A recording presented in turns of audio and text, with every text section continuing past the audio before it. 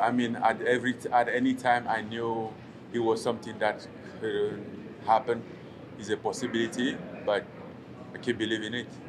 You are famous for overcoming insane odds in not just sports, but in your life. Do you think that's why you feel you can go in there against one of the best boxers probably of all time and feel that you can beat him? Is it because of your upbringing you've had to overcome that you have faith?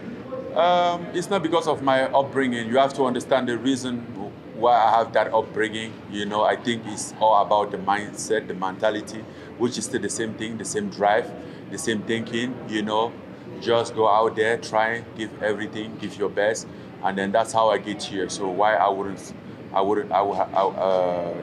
should change, right? I keep believe in the same process. There's a theory that to win this fight, the only hope you have is to land one big shot, right? That's the thing. Oh, if Francis lands it, you might win. But do you think, no, I can go in there and I can box with this guy, and I can provide the skills to match him?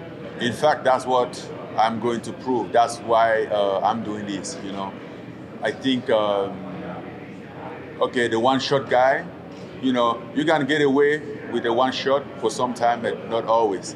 And I have heard that same story before. Looks like deja vu. How do you think your skills translate from MMA to boxing? They're similar sports, but they're not the same, right? Have you noticed a difference in your own punching since training more in boxing than MMA? I know there is a difference. I mean, I never thought it was like the same thing. There's some similarity, basically as a combat sport, but they are very different. You know, like on the focus, on the training of on the stand and everything. Just for a little reminder, I started doing boxing even before MMA, and then when I came to MMA, I have to like adjust my boxing style to fit in MMA. Otherwise, it wouldn't work. How is sparring been without wrestling, without kicks? How is sparring been just being able to focus on one discipline? It's just different. I do that sometimes. Even when I do MMA, I used to train spar with Carlos even when I was in my MMA camp. So I used to that. How many leg kicks did Tyson Fury take on you before you win? Not so many. Not so many. Other boxers, MMA fighters have tried this. You've seen them try and fail. What have they gotten wrong? I've seen them what? What have other MMA guys gotten wrong when they try to go about this? Like you've watched other guys try to do this. You've seen the boxers, you've seen other guys like that. What have MMA players done wrong when they try to box? They have done anything wrong except like chasing their dream, right? Or pursuing what they believe in, what they want to do, and they have done it. I don't see anything wrong about it. Well, I guess in terms of like actual fighting, when they actually get in the ring. You don't get elected to fight. You get there to fight. You deserve the sport. So I mean, if somebody get himself all the way there, that means he's doing something right. Francis, when you think about it, it's the best heavyweight in boxing versus the best active heavyweight in MMA. Essentially, boxing versus MMA, there's no other way to slice it. The best versus the best. How excited does that make you? You can slice it like that, but now I see it more like two boxers. You know, for this fight, I'm not training with the MMA mentality. I'm an MMA guy. I'm going out there to box. I'm training as a boxer.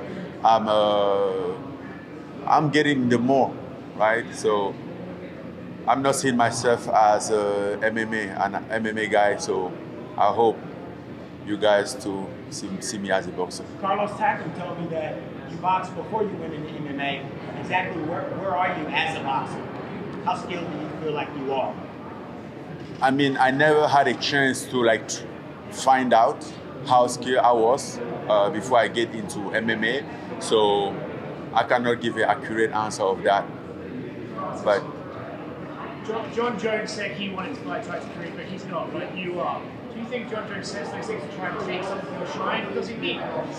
I don't think Jon Jones is trying to take something from me. I think Jon Jones is just part of the system that I stood up against, and that at some point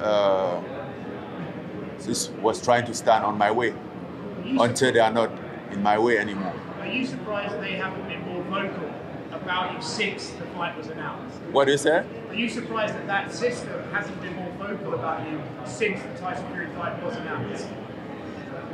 I don't know. I don't listen too much. I just focus on doing what I do. Everybody does what he does. I do what I do. So, Champ, in your eyes, what's wrong with the MMA system in your eyes, Champ? What's wrong with the MMA system in your eyes?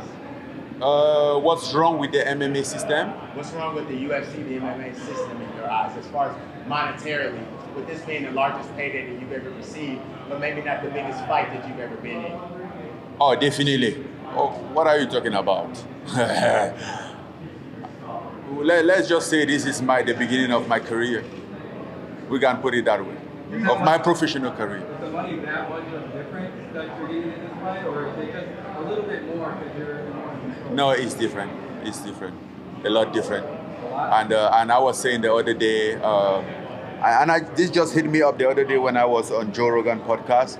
Like I just realized, like, if I combine all my salary that I've made in MMA, he can't even be half, or maybe he could be half of what I'm going to make in my next MMA fight.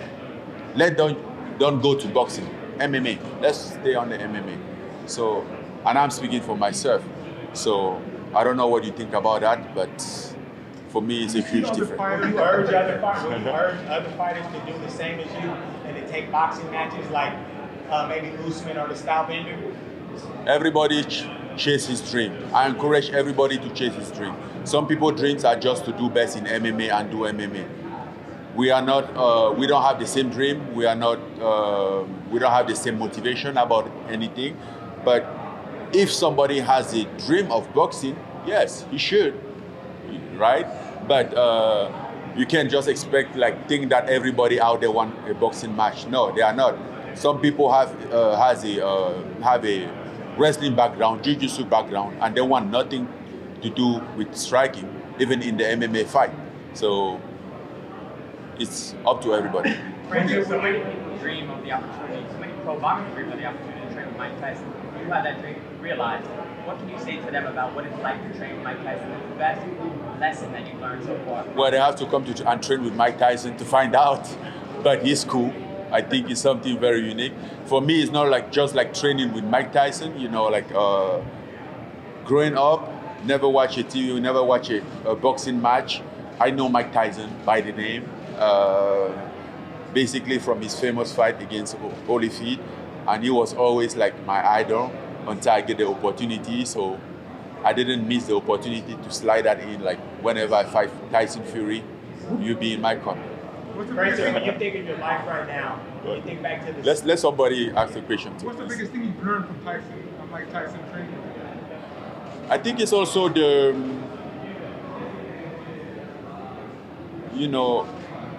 I'm looking for a right word to explain it, but it's also it's more like the person, like you grow up idolizing somebody and then get to the point that he's backing you up for the same thing that he was idolizing about it, and then you kind of realize that this is serious, this is getting real, how real this is getting, right? Like the Mike Tyson who I always admire boxing, he's the one that is right next to me talking and giving me tips how to win this fight. That alone, I think, is something that you can't put a word on it. How does that compare to winning the UFC championship? Living out the dream of boxing with Mike Tyson training? Life is not about to compare stuff. You have to be able to take everything that is come, appreciate it. It's different step, and you have to, at any step along the way, you have to appreciate it, enjoy it.